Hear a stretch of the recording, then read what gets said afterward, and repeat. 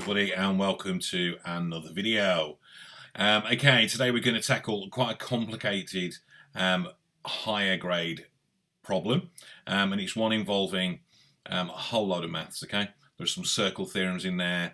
There are properties of angles. So let's crack straight on with this, okay, and let's see if we can work it out. So it tells me that PQRST is a regular pentagon. So before I do anything else, I'm going to show that I know what that means, okay? If it's a regular pentagon, then all the sides are going to be the same, and they're going to be 108 degrees. So each of these are going to be 108 degrees, okay? So if I just fill those in, let's fill everything that we know at the moment. We might need to get rid of some of it, but let's see. So there I have 108 degrees, okay? So I know that R, U, and T are points on a circle with the center O. Now, because I know that they've got that they're points on a circle, then that's going to be useful later on, okay? QR and PT are tangents to the circle. Now, between these 2 points here, I've got quite a few clues, okay? I know that I'm looking at tangents, and I know that they're points on a circle. So what I'm going to do, I'm going to get rid of this value here, even though it's right, and this value here, and I'm going to show just how difficult it is to draw a straight line, because both of these, if I draw these lines up to there and down to there, and if you guys imagine that these are actually straight lines, there, because they're tangents, I know that that angle there is a right angle, and I know that this angle here is a right angle, okay? Hopefully that makes sense. Hopefully that makes sense. Once I've got that, you'll see that I've created a second pentagon. And the second pentagon goes QROTP. Okay? Now, the angle at point R and the angle at point T are right angles.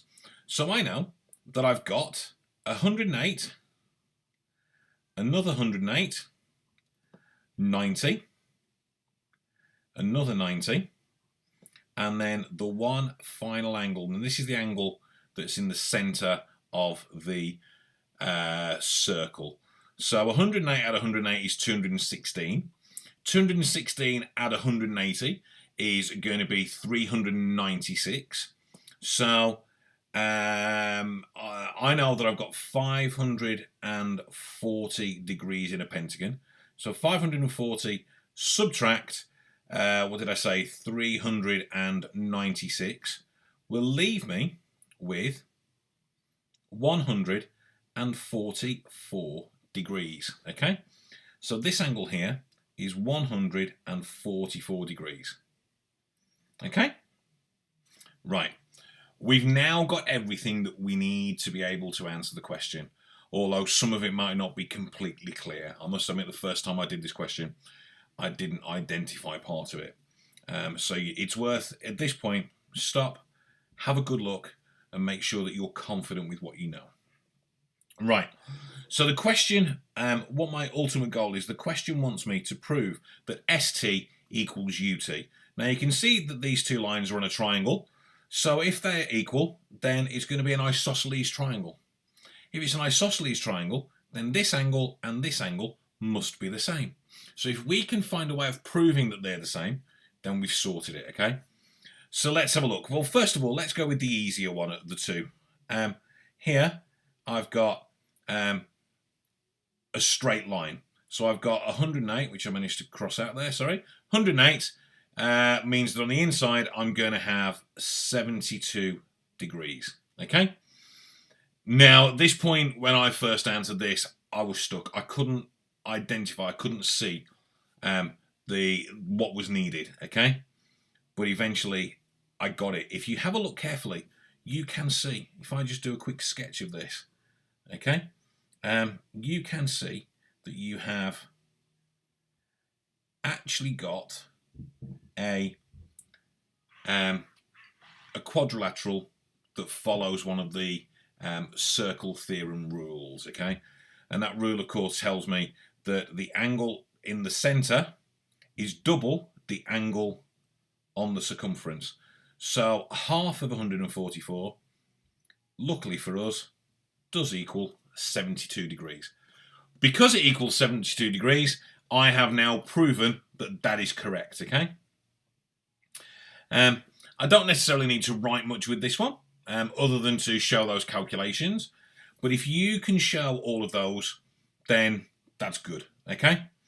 If you want to, you could write a sentence, and the sentence would probably be related to the circle theorems and to the angles on a straight line, okay? But what the question wants you to do is to identify those two angles to show that they're the same, and because they're the same, then the rest of then those two lines must also be the same, okay? So quite a complicated question, but if you stop and take a step back and think carefully about what's being asked, then it doesn't take long before everything you've got is there. And like I say, I think that the clue is the fact that that two of these instructions imply that it's going to be useful to draw the radius, okay? And once you've got the radius, you've got everything that you need. Okay then, guys. Hope that was useful. Quite a complicated question to explain, but I hope you were able to follow each of those steps. If not, leave me a comment. Come see me in school, and we'll see if we can help you with that. Okay, but hopefully you did manage to follow that. Any questions, as always, leave me a message, and I will try and help you as best that I can. But for now, I'm going to say thank you for watching, and I will see you guys again soon. So take care, everyone, and I'll see you soon. Bye bye.